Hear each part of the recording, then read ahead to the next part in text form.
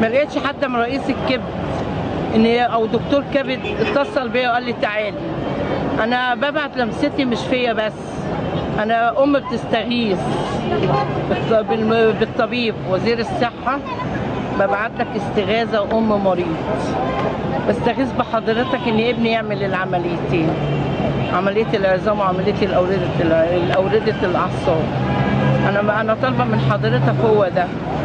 انا وقفت كتير لبلدي وحبيت بلدي واديتها من غير على قد ما استطعت، ولو مصر احتاجتنا هنديها برضه بروحنا ودمنا وقلبنا، بس مش الفاتوره كل ما اخش مستشفى ابني يدفع الفاتوره مكاني. ضد الارهاب. انا دلوقتي المفروض ان مصر تقف جنبي ان انا ام ابن مريض، استغاثه من ام مريض ان حد يقف جنبي. أرجو من حضرتك يا وزير الصحة ده ببعتك إنساني لابني. ابني محتاج أوردة، عملية الأوردة تتعمل في أقصى حد.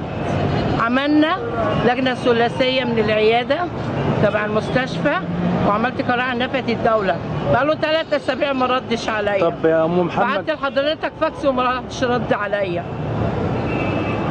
يا ريت اتمنى من ام مريض استغاثه تقفوا جنب ابني، انا مش عايزه حاجه غير كده. طب هي حالته عامله ايه دلوقتي يا ام محمد؟ انا ابني نص تحتانه ميت، ابني ما بيمشيش ما بيتحركش، انا اللي بساعده في الحمام، في البول، في الاكل، في الشرب، في التشطيف. انا اتمنى مصر تقف جنبي، والله العظيم ربنا اللي يعلم. انا قرشين معاش ما بيقضوش علاجه، بتكلم جد. يا ريتك يا ريس تشوف ام محمد. ام محمد اللي واجهت الارهاب وواجهت باسم يوسف وواجهت كل واحد بيضر مصر.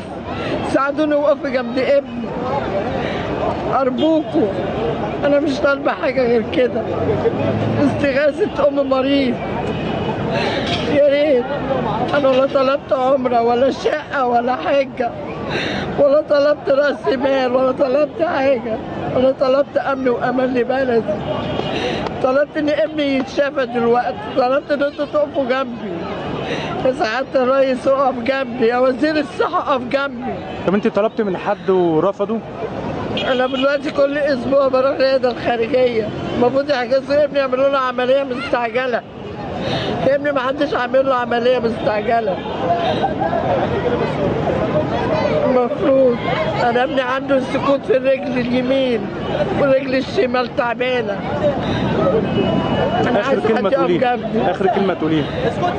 اخر كلمه اقولها سعاده الرئيس اقف جنبي. اخر كلمه اقولها يا وزير الصحه، ارجو منك الاهتمام الخاص للمريض محمد احمد جمعه. انا مريض الكبد والله العظيم ما حد سأل فيا. انا عايزه حد يقف جنب ابني، انا مش مشكله، انا يمكن انا ممكن اموت اي وقت عادي، بس عايزه حد يكمل مكاني. ابني محتاج عمليه، لو مت دلوقتي مين اللي هيشيل ابني؟ مين اللي هيعالجه؟ مين اللي هياكله؟